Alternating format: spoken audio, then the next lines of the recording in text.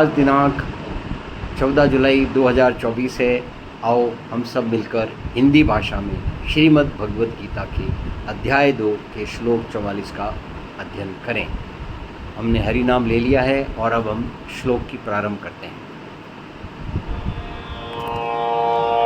भोगेश्वर्य प्रसक्तानां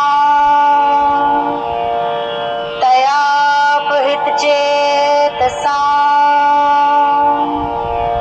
व्यवसायात्मिका बुद्धिः समाधो न विधीयते।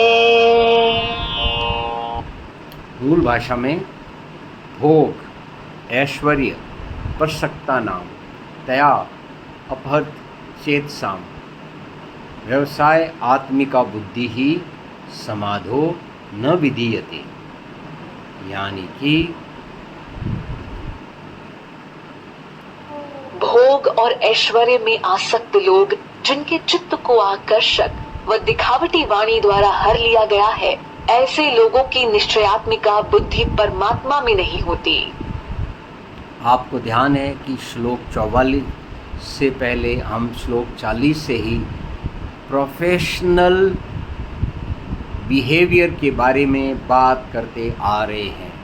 प्रोफेशनल बिहेवियर का जन्म व्यवसाय आत्मिका बुद्धि से होता है। दो तरह के शब्द इस्तेमाल किए जाते हैं, लग्न से काम करना और मेहनत से काम करना। मेहनत से काम करने का मतलब मन जो कहीं भटक रहा है उसको भटकाव रोकने की कोशिश करते हुए अपनी जिम्मेवारी को निभाना, और दूसरी तरफ जो लग्न से काम करते हैं उनका मतलब है कि उनका मन पहले से ही अपनी जिम्मेवारी में लगा हुआ है और उसको इस प्रकार अपना कार्य करने से किसी भी प्रकार की कोई दिक्कत नहीं होती है। तो यहाँ पर ये बताया गया है कि भोग, ऐश्वर्य के पीछे पड़े हुए लोग, उनकी जो व्यवसाय आत्मिका बुद्धि है वह भ्रष्ट हो जाती है और उसका अपने व्यवसाय आत्मिका काम में मन नहीं लगता है। इसी की विस्तृत व्याख्या आप सुनिए हिंदी में।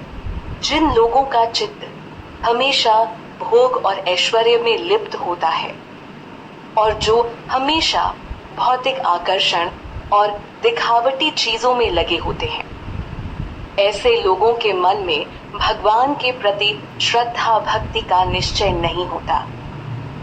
ऐसे लोग क्षण भर की खुशी पाकर ही तृप्त रहते हैं, लेकिन भगवान कृष्ण के प्रति भक्ति रखने वाला व्यक्ति भोग विलास से दूर रहकर सिर्फ कृष्ण की कृपा ही चाहता है, क्योंकि वो जानता है कि जहाँ कृष्ण है वहीं असली खुशी है, वहीं जीवन की जीत है। अर्जुन को भी यही विश्वास था कि श्री कृष्ण के साथ रहते हार का सवाल ही नहीं। फिलहाल श्री कृष्ण यहाँ मोह के जाल में फंसे अर्जुन को बाहर निकालने का काम कर रहे हैं। ऐसे प्रयास वो हर मनुष्य के लिए करते हैं। इसी को तो भगवान का प्रेम और कृपा कहते हैं, जो सबके लिए समान है। लेकिन भोग विलास में लिप्त व्यक्ति ऐसी कृपा को समझ नहीं पाते।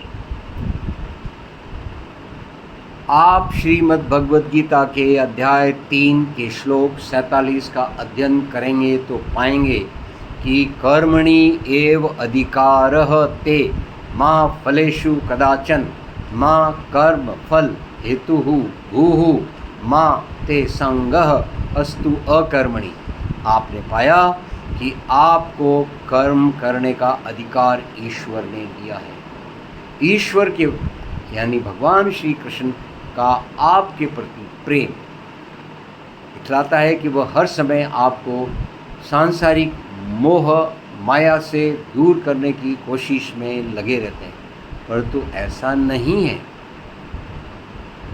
संसार की 100% आबादी को यदि 2 भागों में बांटा जाए तो आप पाएंगे कि मात्र 1 या 2% लोग ही ऐसे हैं जो अपने कर्म की जिम्मेवारी को समझ के हरि भक्ति में लगे हैं।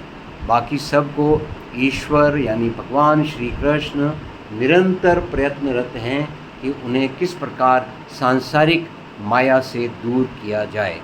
यानी कि ये जो माया है ये अपने आप में एक लिटमस पेपर है जो यह दिखाता है कि कौन व्यक्ति मोह माया की तरफ भाग रहा है और कौन हरि भक्ति की तरफ। मेरी शुभकामनाएं आप सबके लिए कि हरि भक्ति आपको हरि कृपा से अनंत समय तक, अनंत जन्मों में निरंतर मिलती रहे। आइए हम संगीत की भाषा के साथ इस काम को पूर्ण विराम देवें। उस बात से मोहित हुए जो भोग वैभव रत सभी, व्यवसाय बुद्धि न पार्थ उनकी हो समाधि स्थित कभी।